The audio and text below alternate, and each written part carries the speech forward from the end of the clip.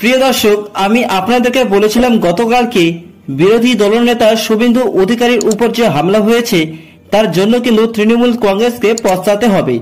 কোচবিহার খাগড়াতে চরম জঘন্যতম কাজ করেছেন তৃণমূল সরকারের লুঙ্গি বাহিনীর লোকেরা। শুভেন্দু অধিকারীর ওপর প্রাণঘাতী হামলা চালিয়েছেন তারা। এই হামলায় শুভেন্দু অধিকারী যদি ওনার বুলেট প্রুফ গাড়িতে না বসে থাকতেন তাহলে হয়তো ওনার মৃত্যুর খবরটি গোটা পশ্চিমবঙ্গে আজকে আগুনের মতন ছড়িয়ে যেত। বিরোধী দলনেতা মানে বুঝতে পারছেন, জেড প্লাস সিকিউরিটি থাকে ওনার পাশে সব সময় ছায়ার মতো। কেন্দ্র সরকার ওনাকে গাইড করার জন্য কিন্তু আর্মিদেরকে রেখেছেন। পশ্চিমবঙ্গ রাজ্য সরকারের উচিত ছিল শুভেন্দু অধিকারীর সভাপতির যাত্রাটি ফাঁকা করে দেওয়ার, কিন্তু তা নয়। ওনার মিছিলে কাঁটা বিছিয়ে দেওয়ার মতোই তারা কাজ করেছেন।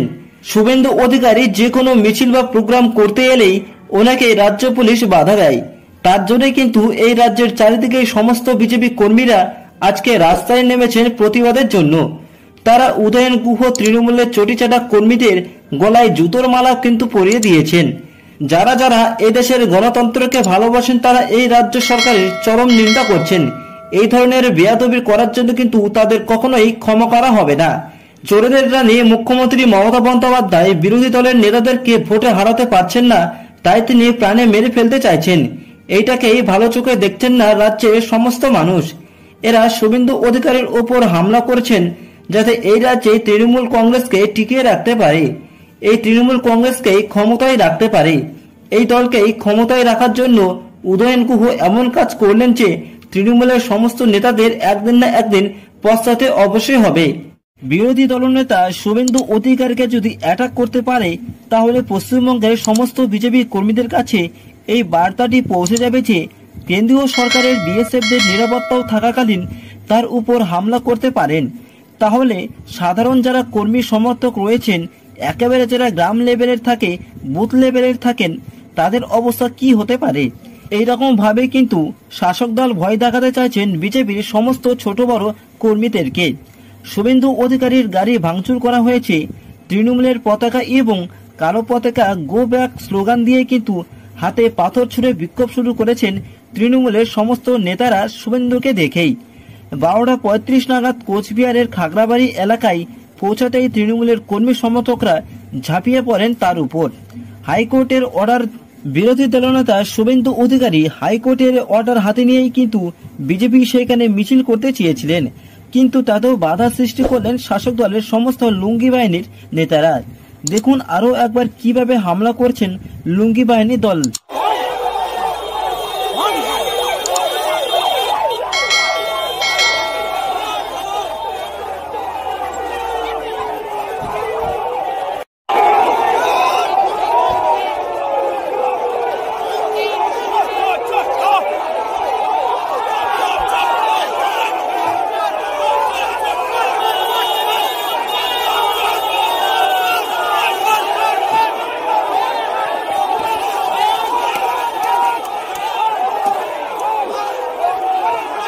প্রিয় দর্শক, মমতা বন্দ্যোপাধ্যায় কিছু পারুক আর না পারুক এইরকম লুঙ্গি বাহিনীর দল প্রত্যেকটি পাড়ায় পাড়ায় অবশ্যই তৈরি করে রেখেছেন। এদের কাজ শুধুমাত্র বিজেপির সভা বা মিছিলে গিয়ে ঝামেলা সৃষ্টি করে ভাঙচুর করা। এদের প্রতি শাসক দলের কিন্তু একটু আলাদা রকমই ভালোবাসা থাকে। এদেরকে সন্তুষ্ট করার জন্য কিন্তু এদেরকে মাসে মাসে গাড়ি গাড়ি টাকা দিয়ে তাদেরকে লালন পালন করেন। এই সিস্টেমটি কিন্তু কংগ্রেসের আমলে বাম সরকার দেখেছে, এই সিস্টেমটাই কিন্তু সিপিএম এর আমলে তৃণমূল দেখেছে, আবার এই সিস্টেমটি তৃণমূলের আমলেই এখন বিজেপি সরকারকে দেখতে হচ্ছে। কোনো রকম পরিবর্তন হয়নি। তাই এর জন্য কিন্তু আমি বলছি আমাদের পশ্চিমবঙ্গের রাজ্যের একটা পরিবর্তন চাই। আজকে এই হামলার পেছনেই যারা অবৈধ বাঙালি রোহিঙ্গা এ দেশে রয়েছেন তাদেরকে এই দেশ থেকে বের করার জন্য কিন্তু এসআইআর প্রক্রিয়াটি শুরু করা হয়েছে। এই রাজ্যের শাসক দল যাদেরকে জামাই আদর করে রাখতে চাইছেন তাদের কিন্তু বড় খেসারত দিতে হবে এইবার। যারা এই হামলার পিছনে রয়েছেন তাদের প্রত্যেককেই কোনো ছাড় দেবেন না সমস্ত বিজেপি কর্মীরা।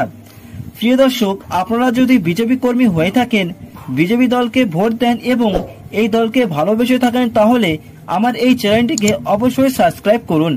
প্রত্যেক বিজেপি কর্মীদের কাছে আমার একটি অনুরোধ রইল, যদি আপনাদের আমার এই ভিডিওটি ভালো লেগে থাকে তাহলে অবশ্যই পশ্চিমবঙ্গের সমস্ত বিজেপি কর্মীদের কাছে এই ভিডিওটি শেয়ার করে দেবেন এবং সনাতনী হিন্দুরা অবশ্যই কমেন্টে জয় শ্রীরাম অবশ্যই লিখবেন এবং এই চ্যানেলটিকে সাবস্ক্রাইব অবশ্যই করবেন। আবারও বলছি, দেখা হচ্ছে প্রিয় দর্শক আপনাদের সঙ্গে বিশেষ কোনো বিজেপি পার্টির খবরে।